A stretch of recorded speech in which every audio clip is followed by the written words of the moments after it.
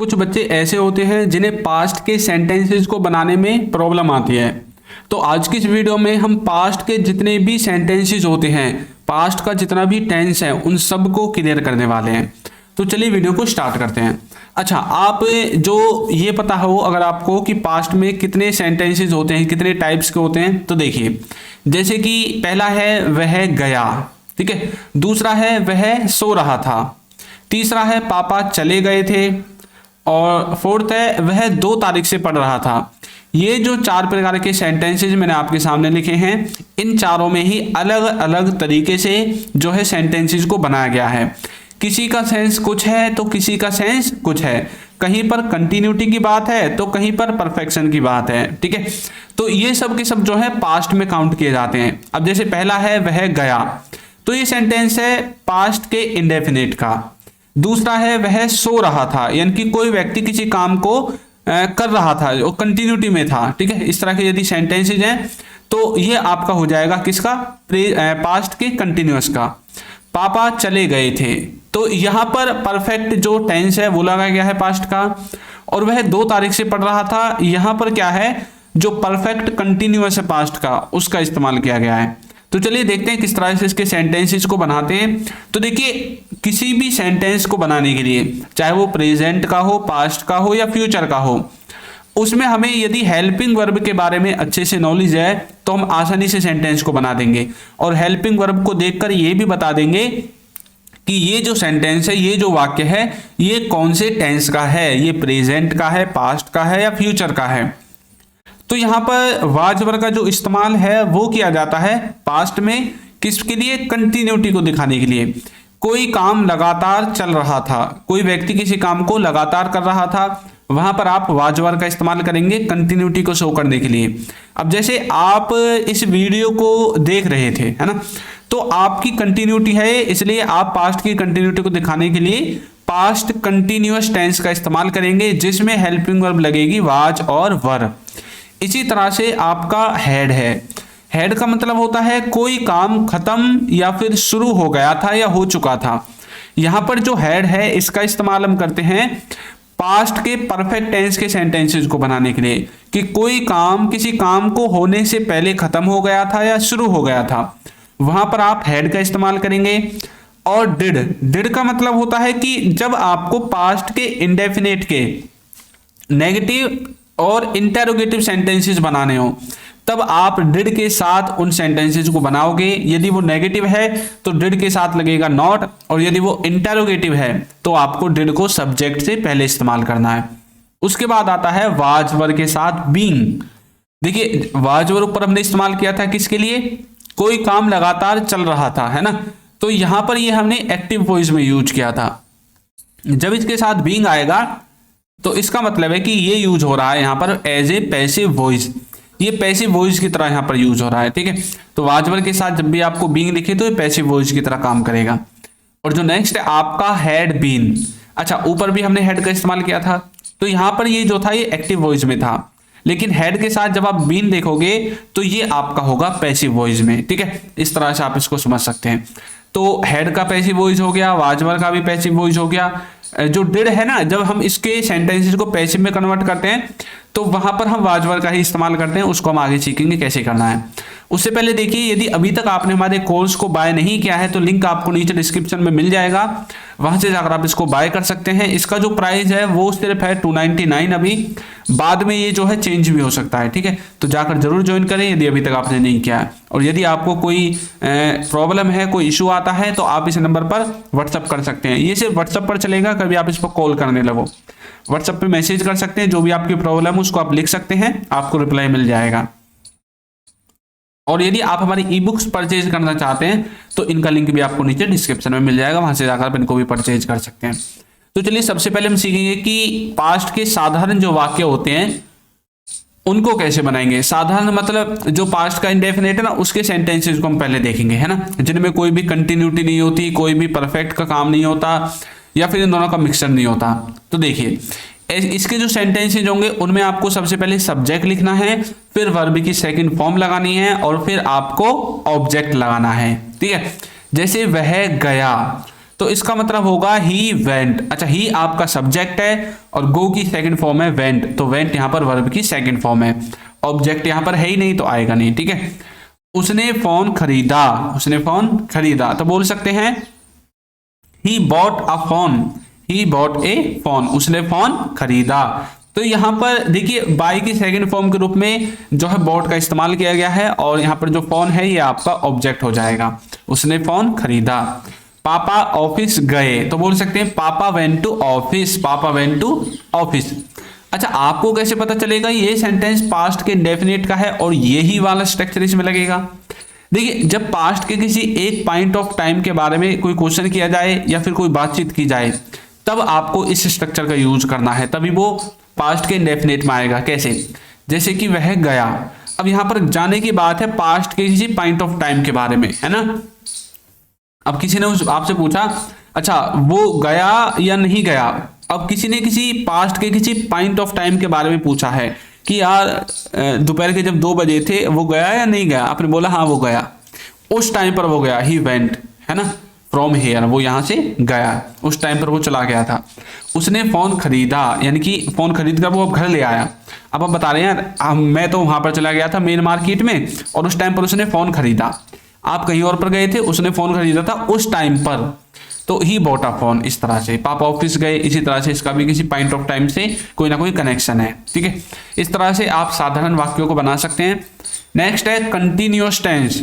Continuous का मतलब होता है लगातार होने वाले कार्यों को जब आप एक वाक्य में बताते हैं तब आप उसमें कंटिन्यूअस टेंस का इस्तेमाल करेंगे, पास्ट के कंटिन्यूअस का।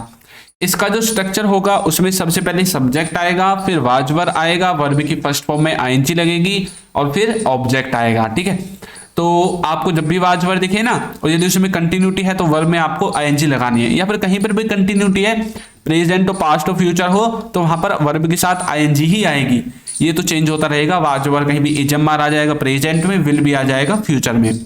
तो वह खेल रहा था, तो बोल सकते हैं he was playing, he was playing, वह खेल रहा था। अच्छा, यहां पर जो है एक पास्ट के एक उस कार्य के बारे में बताया गया है जो किसी टाइम पर कंटिन्यूटी में था। मान लीजिए कि आप अपने दोस्त को बुलाने के लिए गए थे और आपने देखा उस टाइम पर वो खेल रहा है, जब आपने उसको देखा तब तो वो खेल रहा है। अब आप वहां से वापस आ गए और किसी ने पूछा कि भाई वो कहाँ है आपका दोस्त, आपने बोला भाई अब की तो मुझे पता नहीं पर उस टाइम पर तो वो खेल रहा था, जब आपने उसको देखा था वो खेल रहा था उस टाइम पर। तो बोल सकते हैं ही वाज प्लेइंग, तो ही आपका सब्जेक्ट है, वाज वर्ब में से वाज आ गया, प्ले के साथ आईएनजी लगकर आपकी वर्ब आ गई, ऑब्जेक्ट यहां पर है ही नहीं। वे फोन खरीद रहे थे, वे फोन खरीद रहे थे, तो बोल सकते हैं they were buying a phone, they were buying a phone, वो फोन खरीद रहे थे। पापा ऑफिस जा रहे थे, तो पापा वाज गोइंग टू ऑफिस। इस तरह से आप कंटिन्यूस टेंस का इस्तेमाल करेंगे पास्ट की जितने भी कंटिन्यूटी के सेंटेंसेज हैं उनको बनाने के लिए। हेल्पिंग वर्ब आपको याद रखनी है क्योंकि यही मेन होती है। यदि आप गलती से यहाँ पर इजमार में से लगा देंगे तो ये पूरा सेंटेंस का सेंस ही समझ में नहीं आएगा आपको, क्योंकि ये प्रेजेंट का बन जाएगा, तो पास्ट का तो ये सेंस देगा ही नहीं, ठीक है। अब जैसे ही इज प्लेइंग मतलब वह खेल रहा है, तो ये प्रेजेंट का सेंस देने लगा। वे फोन खरीद रहे थे, अब यहाँ पर रहे थे की जगह रहे हैं आ जाएगा, कैसे, they are buying a phone, papa is going to office, तो ये प्रेजेंट के बन जाएंगे सब। ये हेल्पिंग वर्ब का ही खेल होता है सब कुछ, ठीक है। परफेक्ट टेंस का इस्तेमाल कहां पर करना है, देखिए इसका जो सेंटेंस का स्ट्रक्चर होगा उसमें सबसे पहले सब्जेक्ट आएगा, फिर हेड आएगा, वर्ब की थर्ड फॉर्म आएगी और फिर ऑब्जेक्ट आएगा। वह खेल चुका था, तो बोल सकते हैं he had played, he had played, वो खेल चुका था या वह खेल चुका था। वे फोन खरीद चुके थे, they had bought a phone, they had bought a phone. पापा ऑफिस जा चुके थे, तो बोल सकते हैं पापा हैड गॉन टू ऑफिस, पापा हैड गॉन टू ऑफिस, पापा ऑफिस जा चुके थे। इस तरह से आप परफेक्ट टेंस का इस्तेमाल कर सकते हैं। इन तीनों ही सेंटेंसेज में ही, दे और पापा आपके सब्जेक्ट हैं, उसके बाद हैड है, प्लेड, बॉट और गॉन वर्ब की थर्ड फॉर्म है। हैज हो, हैव हो, हैड हो, सब के साथ वर्ब की थर्ड फॉर्म आएगी। और लास्ट में यहां पर तो ऑब्जेक्ट है ही नहीं, यहां पर फोन और ऑफिस आपका ऑब्जेक्ट की तरह काम कर रहा है, ठीक है। तो इस तरह से आप परफेक्ट टेंस का इस्तेमाल कर सकते हैं। नेक्स्ट है पास्ट के इंटरोगेटिव सेंटेंसेस को कैसे बनाएंगे। अच्छा, पास्ट के जो इंटरोगेटिव सेंटेंसेस है ना, उनको बनाने के लिए आपको सबसे पहले हेल्पिंग वर्ब लिखनी पड़ेगी। वैसे तो सब में लिखनी पड़ती है, लेकिन यहाँ पर जो इंडेफिनिट है उसमें सिर्फ डिड जुड़ जाता है, बाकी सब कुछ सेम रहेगा। यहाँ पर डिड आएगा या फिर वाज वर्ब में से कोई एक आएगा, ठीक है। उसके बाद आपको सब्जेक्ट लिखना है, फिर नॉट लिखना है, फिर आपको क्या करना है, यहाँ पर ना एक टाइपिंग मिस्टेक थी, मैंने उसको हटा दिया है। यहाँ पर नॉट लगा हुआ था क्योंकि इंटरोगेटिव है तो नॉट आ ही नहीं सकता, वो तो नेगेटिव में आता है, ठीक है। तो चलिए देखते हैं। तो यहाँ पर आपको क्या करना है, जो भी आपकी हेल्पिंग वर्ब होगी ना उसको सबसे पहले लिखना है, चाहे डिड हो, वाज वर्ब हो, हैड हो, कुछ भी हो सकता है आपकी हेल्पिंग वर्ब, वो आपको सबसे पहले लिखनी है। फिर आपको सब्जेक्ट लिखना है, उसके बाद वर्ब लिखनी है और फिर आपको ऑब्जेक्ट लिखना है। देखिए कैसे, क्या वह गया। अब किसी नाम से पूछा क्या वह गया वहां से, आपने वो क्या बोलेगा, did he go, did he गो, क्या वह गया, डिड ही गो। क्या वह जा रहा था, अब यहाँ पर क्वेश्चन पूछ रहा कोई कि भाई क्या वो उस टाइम पर जा रहा था क्या, तो बोल सकते हैं was he going, was he going, ठीक है। इस तरह से ये ऊपर वाला जो है ये पास्ट के इंडेफिनिट का है और ये पास्ट के कंटिन्यूअस का है। क्या वह गया था, तो बोल सकते हैं had he gone, had he gone, क्या वह गया था। क्या उसे भेजा गया था, तो ये वाला जो सेंटेंस है ना ये पैसिव का है, क्या उसे भेजा गया था। Had he bin Saint, had he bin Saint, क्या उसे भेजा गया था। क्या काम किया जा रहा था, तो बोल सकते हैं was the work being done, was the work being done, क्या काम किया जा रहा था। तो इस तरह से यहाँ पर देखिए वाज के साथ बीइंग आया है ना, तो मैंने बोला था वाज वर्ग के साथ जब बीइंग आएगा तो पैसिव होगा, हैड के साथ जब बिन आएगा तो वो भी पैसिव होगा। तो इसलिए ये जो दो सेंटेंसेज हैं पैसिव में है। तो यहाँ पर आपका देखिए हेल्पिंग वर्ब डिड है, वाज है, हैड है, वाज है। तो ये सब क्या है, सब्जेक्ट से पहले लगाए गए हैं, उसके बाद सब्जेक्ट है ही और यहाँ पर है द वर्क आपका सब्जेक्ट है। तो यहाँ पर जो ये है क्या क्या ये काम किया गया था ये पैसिव में है, तो यहाँ पर ये सब्जेक्ट नहीं आएगा, पहले ऑब्जेक्ट आएगा। तो वाज के बाद यहाँ पर ऑब्जेक्ट लगाया गया है, ठीक है। इसी तरह से ये वाला जो है क्या उसे भेजा गया था, 4th नंबर पे, यहाँ पर भी ही आपका सब्जेक्ट नहीं है, ही आपका ऑब्जेक्ट है यहाँ पर, ठीक है, क्योंकि ये पैसिव में है। यहाँ पर सबसे पहले हेल्पिंग वर्ब के बाद ऑब्जेक्ट ही आएगा। इन दोनों में जो ही है ये सब्जेक्ट है। कुछ बच्चे सोच रहे होंगे सर यहाँ पर ही सब्जेक्ट है, यहाँ पर ऑब्जेक्ट कैसे बन गया, ही तो सब्जेक्ट ही होना चाहिए, नहीं, यहाँ पर ऑब्जेक्ट है क्योंकि पैसिव में है। यदि आपको पैसिव समझना है तो आप यूट्यूब पर सर्च मारना active passive voice bye Chintu sir, तो आपको पैसिव की वीडियो मिल जाएगी, वहां से जाकर आप उसको देख सकते हैं और आपको अच्छे समझ में आ जाएगा। नेक्स्ट है पास्ट के नेगेटिव सेंटेंसेस, इनको कैसे बनाएंगे। तो इनको बनाने के लिए आपको सबसे पहले सब्जेक्ट लिखना है, फिर डिड या वाज वर्ब या हैड इन हेल्पिंग वर्ब को लिखना है, उसके बाद नॉट लगाना है, फिर वर्ब आएगी और फिर ऑब्जेक्ट आएगा। जैसे कि वह नहीं गया, पास्ट के इंडेफिनिट का सेंटेंस है, कैसे बोलेंगे, ही डिड नॉट गो या he didn't go, he did not go, वह नहीं गया। वह नहीं जा रहा था, तो बोल सकते हैं he was not going, he was not going. वह नहीं गया था, तो बोल सकते हैं he had not gone, he had not gone, वह नहीं गया था। उसे नहीं भेजा गया था, तो बोल सकते हैं he had not been sent, उसे नहीं भेजा गया था, he had not been sent. काम नहीं किया जा रहा था, the work was not being done, काम को नहीं किया जा रहा था, ठीक है। तो 4th और 5th नंबर का आपका पैसिव है क्योंकि हेड के साथ बीन है और वाज वर्ब के साथ बीइंग है, बाकी आपके एक्टिव में है।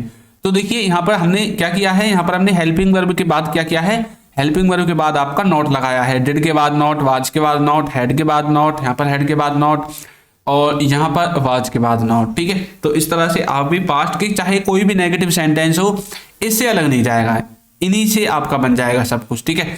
तो चलिए मैं कुछ और एग्जांपल्स देखता हूं।